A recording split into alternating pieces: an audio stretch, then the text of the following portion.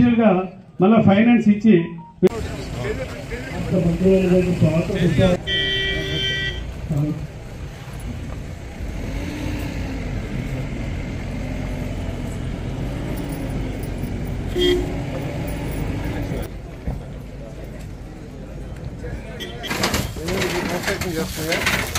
మీకు నైట్ తక్కువ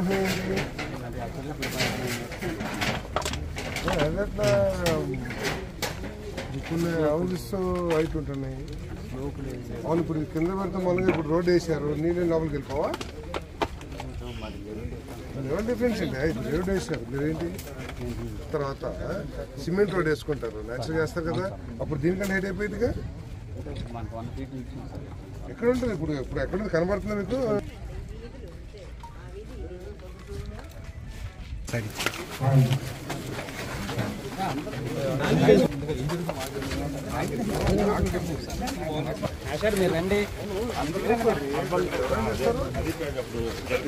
డ్రైనేజెస్ కట్టుకోవాలి, తర్వాత రోడ్లు వేయాలి, డ్రైన్లు వేయాలి, కరెంట్ వేయాలి, మంచినీళ్ళు వేయాలి, ఇవన్నీ ఉన్నాయి.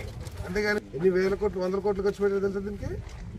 సో ఇప్పుడు కూడా డిస్కరేజ్ చేయకూడదు. అంటే తప్పులు చెప్పు, కాన్సెప్ట్లో సిమెంట్ బాగా వాడుతుంది లేదా ఇసుక బాగా వాడుతుంది, దీన్ని అడుగుదాం ఎందుకు క్వాలిటీ చేస్తుంది. దీని తర్వాత ఇంకా చాలా డెవలప్మెంట్ ఉంది ప్రాజెక్ట్.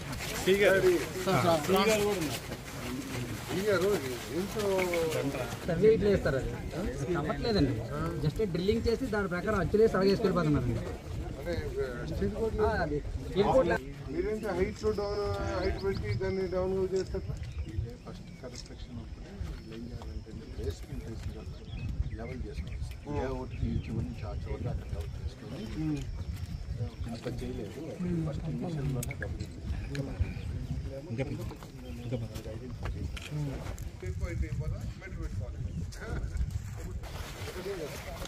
త్వరగానే పట్టేశారు.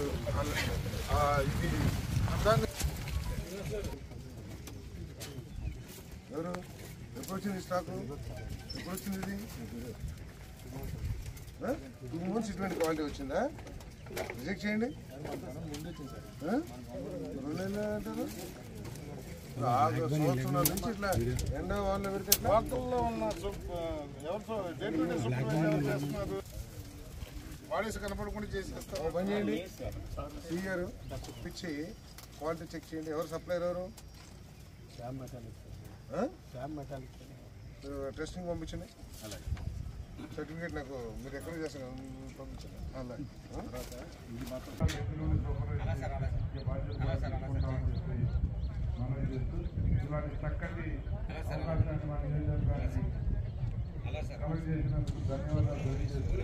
అలాగే ఇంత గ్యాప్ వచ్చేది.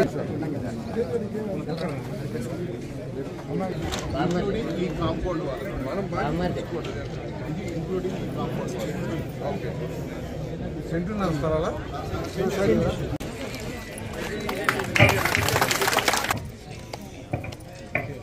హృదయపూర్వక నమస్కారం. ఎంతో విలువైన భూములు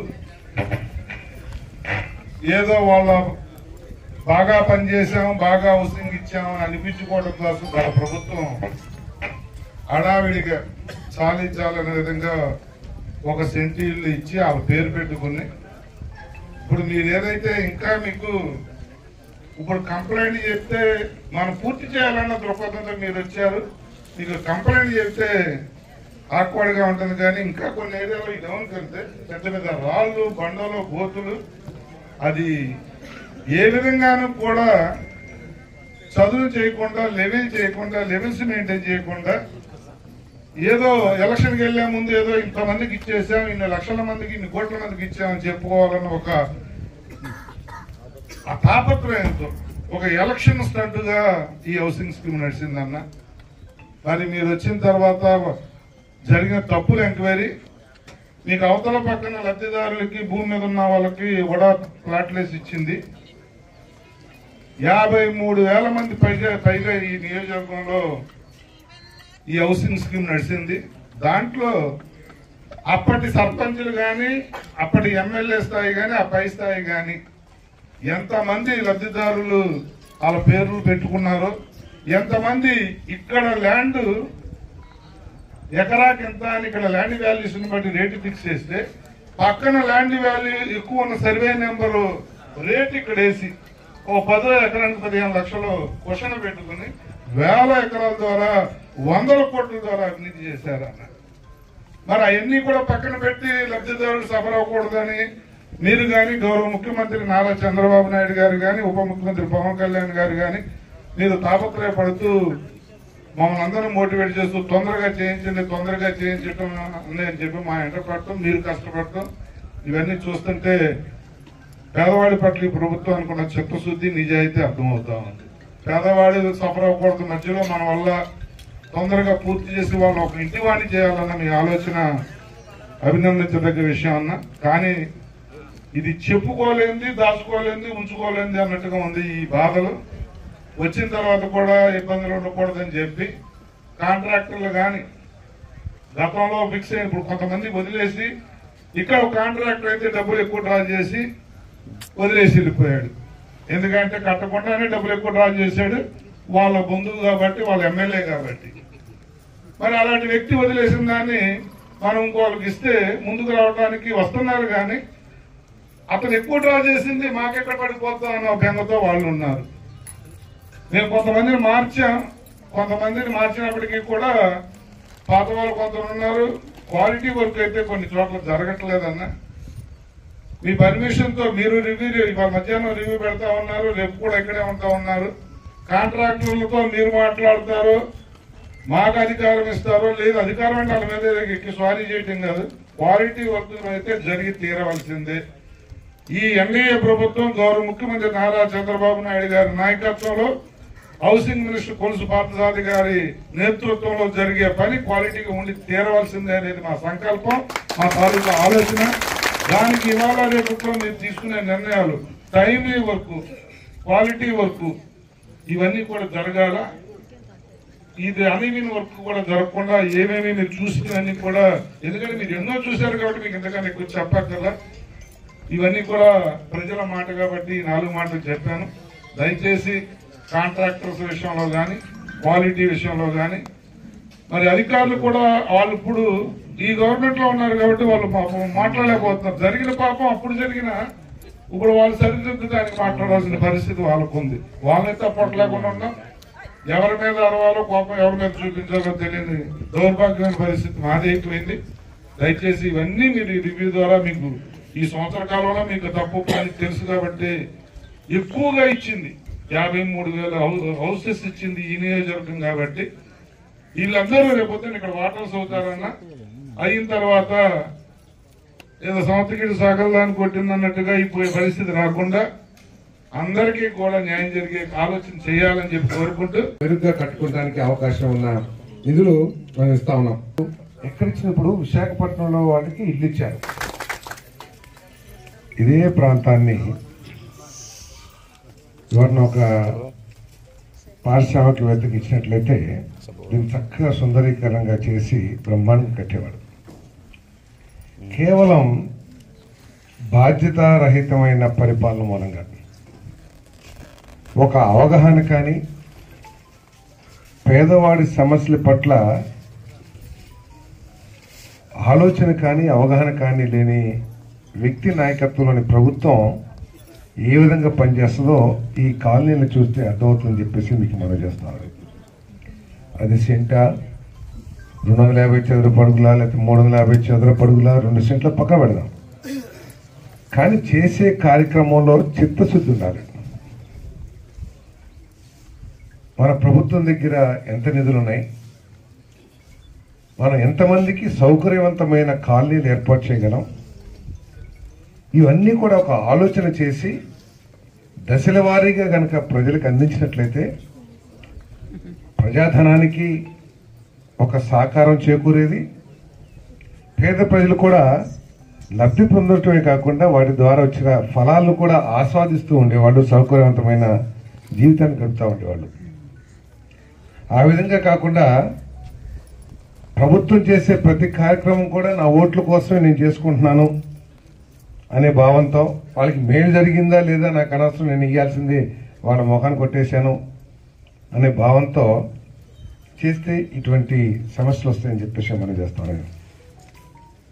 చంద్రబాబు నాయుడు గారు 2014, 19 5 సంవత్సరాలు ముఖ్యమంత్రిగా ఉన్నప్పుడు ఇదే ఇంటికి 2.5 లక్షల రూపాయలు ప్రతి పైసా రాష్ట్ర ప్రభుత్వ నిధుల నుంచి కేటాయించడం జరిగింది.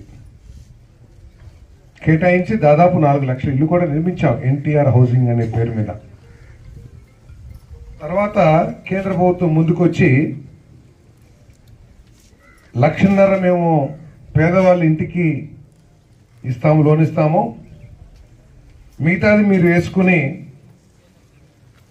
ఇల్లు నిర్మాణం చేయండి అని చెప్పి చెప్తే, వాస్తవంగా ఏ ముఖ్యమంత్రి ప్రజల క్షేమాన్ని కోరే ఏ ముఖ్యమంత్రి ఉన్నా కూడా అరే మనం చంద్రబాబు నాయుడు గారు 2.5 లక్షలు ఇచ్చాడు, ఇప్పుడు 1.5 లక్షలు వస్తుంది కాబట్టి ఏదైనా మనం ఇచ్చిన 2.5 లక్షలు 1 లక్ష 1.5 లక్షలు తగ్గించి 1 లక్ష రూపాయలు ఇచ్చి ఆ 1 లక్షలు కలిపి 2.5 లక్షలకి ఇల్లు కడదాం అనుకునేవాళ్ళు. కానీ నా ఎస్సీ, నా ఎస్టీ, నా బీసీ అని చెప్పిన ఆనాటి నాయకుడు తన ప్రభుత్వం నుంచి కేవలం 30,000 రూపాయలు మాత్రమే, 30,000 కూడా నగదు ఇవ్వాల, ఎన్ఆర్ఈజీఎస్ కింద ఏదైతే వస్తుందో ఆ అమౌంట్ ని ఆయన రాష్ట్ర ప్రభుత్వం, ఆయన ప్రభుత్వ వాటా కింద ఇచ్చి ఇటువంటి పరిస్థితిని ఏర్పాటు చేశారని చెప్పేసి మనం చేస్తాము. 14, 19 సమయంలో చంద్రబాబు నాయుడు గారు ముఖ్యమంత్రిగా ఉండగా ఎస్సీలకి, ఎస్టీలకి వారు ఆర్థికంగా పేదరికంలో ఉన్నారు, మనం 2.5 లక్షలు ఇచ్చినా కూడా కట్టుకోలేని పరిస్థితిలో ఉన్నారు అని ఎస్సీలకి 50,000, ఎస్టీలకి 75,000 ఇచ్చి వారు ఒక మంచి సౌకర్యవంతమైన ఇల్లు కట్టుకోవడానికి ప్రోత్సాహం ఇచ్చారు. అది పరిపాలన. పేదల పట్ల ఉన్న చిత్తశుద్ధి. ఓ ఎస్సీ బీసీ అని చెప్పుకోకపోయినా కూడా వారి పట్ల ఉన్న చిత్తశుద్ధి అనేది మీకు మనం చేస్తా ఉన్నాను. ఎస్సీ బీసీ ఎస్టీ అని చెప్పుకున్న వాళ్ళు మాత్రం ఆ 50,000, 75,000 ఎగరగొట్టేశారు, ఒక్క పైసా కూడా ఇవ్వాలి. సో ఆఖరికి మనం ఈ పరిస్థితిలో ఉన్నాం. ఉన్న రైతులందరూ కూడా ముందుకొచ్చి పేదవాడికి ఒక ఇల్లు ఏర్పడబోతుంది అనే ఒక మంచి హృదయంతో 380 ఎకరాలు ఇచ్చి మీ అందరికి కూడా ఇళ్ల స్థలాలు ఇచ్చే అవకాశం కల్పించారు. అంతేకాకుండా దాదాపు 10,000, 8,000 ఇల్లు శాంక్షన్ చేశాం. 8,000 ఇల్లు అంటే దాదాపు 160, 150, 160 కోట్ల రూపాయలు విలువ చేసే ఇల్లు శాంక్షన్ చేశాం. సో దీన్ని ఏ విధంగా మీకు ఉపయోగకరంగా చేయాలనేది ఈరోజు ముఖ్యమంత్రి గారి ఆలోచన. ముఖ్యమంత్రి గారు ఏం చెప్పారంటే, పార్సాది ఈ 4 సంవత్సరాల కాలంలో మనం అర్హత ఉన్న ప్రతి పేదవాడికి కూడా గృహ నిర్మాణం ఏర్పాటు చేయాలి. గృహ నిర్మాణం ఏర్పాటు చేద్దామని చెప్పేసి ఇబ్బందికరమైన గృహ నిర్మాణం చేయకూడదు. వారికి అన్ని విధాలా సౌకర్యంగా ఉండే ఇల్లు, మనం కట్టిన ఇల్లు కనపడాలి సపరేట్ గా, ఇగో ఇది మన తెలుగుదేశం కూటమి ప్రభుత్వంలో కట్టిన ఇల్లు అని చక్కగా అందరూ మెచ్చే విధంగా కట్టాలని చెప్పేసి చెప్పారు. అంటే ఒక ప్రభుత్వం శాంక్షన్ చేసిన ఇల్లుని ఇంకో ప్రభుత్వం వస్తే దాన్ని ఎగ్గొడతారు ఎవరన్నా? సో అటువంటి విధ్వంసాలు, అటువంటి దురాలోచనలు, అటువంటి దరిద్రపు ఆలోచనలు అన్ని కూడా గత ప్రభుత్వం చేసిన, కానీ ఈ ముఖ్యమంత్రి గారు ఆ విధంగా ఆలోచన చేయాల. ఇదేదో జగన్మోహన్ రెడ్డి ఇచ్చాడు మనకెందులే వదిలేసేయండి, మనం కొత్తగా ల్యాండ్ ఎక్వైర్ చేసి మనం ఏదైతే 2 సెంట్లు అర్బన్ ఏరియాలో 3 సెంట్లు పంచాయతీ గ్రామీణ ప్రాంతాలు ఇవ్వాలనుకుంటున్నామో ఆ స్థలాలు చూడండి, దాంట్లో కట్టిద్దాం, లేకపోతే మన పాత ఇల్లు ఏదైతే ఉన్నాయో వాటిని కంప్లీట్ చేద్దామని చెప్పేసి ఆలోచన చేయాల. ఎవరు చేసినా ఈ ఒక్క గ్రామంలోనే 150, 160 కోట్ల రూపాయలు ప్రాజెక్టు మొదలు పెట్టాం. ఇప్పటికీ 60, 70 కోట్లు ఖర్చు పెట్టాం. కాబట్టి దాన్ని మధ్య వదిలేస్తాం, ప్రజాధనాన్ని వేస్ట్ చేయటము. కాబట్టి వాళ్ళు ఏంటి సమస్య ఏంటి అని అడిగారు మమ్మల్ని. అడిగితే సార్, కొంతమంది ఆర్థికంగా ఎవరైతే బలంగా ఉన్నారో వాళ్ళు కట్టేసుకున్నారు సొంత ఇల్లు, ఇక్కడ కాకపోయినా చాలా లేఅవుట్లో. మిగిలిపోయిన వాళ్ళందరూ కూడా సగంలో ఆగిపోవటం, లేకపోతే పూర్తి కాకపోవటం ఉన్న వాళ్ళందరూ కూడా ఎక్కువ శాతం ఎస్సీలు, బీసీలు, ఎస్టీలు ఉన్నారు సార్. మరి దానికి ఎట్లా చేద్దామంటే, వెంటనే మీకు తెలుసు పేపర్లు చూస్తూ ఉంటారు, 10 లక్షల కోట్ల అప్పులు ఊబిలో ఉండి అనేక సమస్యలు ఎదుర్కొంటున్నా కూడా పేదవాళ్ళని దృష్టిలో పెట్టుకుని ఎస్సీ, ఎస్టీ, బీసీని పెట్టుకుని ఎస్సీలకి 50,000, బీసీలకి 50,000, ఎస్టీలకి 75,000, అదే ఏజెన్సీ ఏరియాలో ఉండేవాడికి 1,00,000 రూపాయలు అదనంగా ఏదైతే గత ప్రభుత్వం ఇచ్చిందో దానికి అదనంగా శాంక్షన్ చేసి ఈ నిర్మాణాన్ని పూర్తి చేయాలని చెప్పేసి ప్రయత్నం చేస్తాం. అర్హత లేని వాళ్ళకు కూడా ఇక్కడ ఇల్లు ఇచ్చారు, ప్లాట్లు ఇచ్చారని చెప్పేసి తప్పకుండా ఎమ్మెల్యే గారు బాబ్జీ గారు ఏదైతే చెప్పారో దాని మీద ఎంక్వైరీ వేసి ఎవరైతే అర్హత లేదో వాళ్ళందరికీ కూడా క్యాన్సిల్ చేపిస్తామని చెప్పేసి మీ అందరికీ క్షమణీయంగా మనం చేస్తామని. అదేవిధంగా ఇంకా 2,500 ప్లాట్లు మిగిలిపోయినాయి, దాని మీద కూడా ఎంక్వైరీ చేసి అనర్హత కలిగిన వాళ్ళు ఉంటే కనుక వాళ్ళందరినీ తీసేసి కొత్తగా ఈ గ్రామంలో ఉండే వాళ్ళకి ఆ ప్లాట్లు ఇప్పించే ఆలోచన కూడా చేస్తామని చెప్పేసి మీ అందరికీ క్షమణీయంగా మనం చేస్తామని. మరి లబ్ధిదారులు అందరూ కూడా కొంచెం ఇంట్రెస్ట్ తీసుకోండి, మన కార్యకర్తలు కూడా కొంచెం ఇంట్రెస్ట్ తీసుకోండి. ఎందుకంటే మన ప్రభుత్వం యొక్క ఆలోచన వీటిని పూర్తి చేసి మంచి ఇల్లు వాళ్ళకి ఏర్పాటు చేయాలి. మీరు కొంచెం క్వాలిటీ అన్నారు, తప్పకుండా ప్రతి ఒక్కరికి హక్కు ఉంది. ప్రభుత్వం చేసే ప్రతి పని కూడా నాణ్యమైంది చేయాలని దాన్ని పరిశీలించే హక్కు ప్రతి ఒక్కరికి ఉంది. కాబట్టి నేను డిపార్ట్మెంట్ వరకు కూడా చెప్తున్నాను, నేను క్వాలిటీ గత ప్రభుత్వంలో ఏం చేశారో ఎటువంటి అవకతవకలు జరిగినాయో అవన్నీ కొద్దిగా పక్కన పెడితే చక్కగా నివాసయోగ్యమైన ఉన్న ఇల్లు క్వాలిటీ సిమెంట్ కానివ్వండి, స్టీల్ కానివ్వండి, ఇసుక కానివ్వండి బాధ్యతతో చెక్ చేసి ఈకి ఏ ఇల్లు కూడా చెప్తున్నాను నేను. ఇసుక అంతా కుప్పలు పెట్టారు, అది ఎంతవరకు క్వాలిటీ ఉందో మీరు చూడాల్సిన అవసరం ఉంది. ప్లాస్టింగ్ అయితే పర్వాలా, ఒకవేళ స్లాబ్ వేసినా లేదు బ్రిక్ వర్క్ వాడినా కూడా అది అంత క్వాలిటీ కాదనేది నా అభిప్రాయం. మీరు ఒకసారి చెక్ చేసి అవన్నీ కూడా చేయాల్సిన అవసరం ఉంది.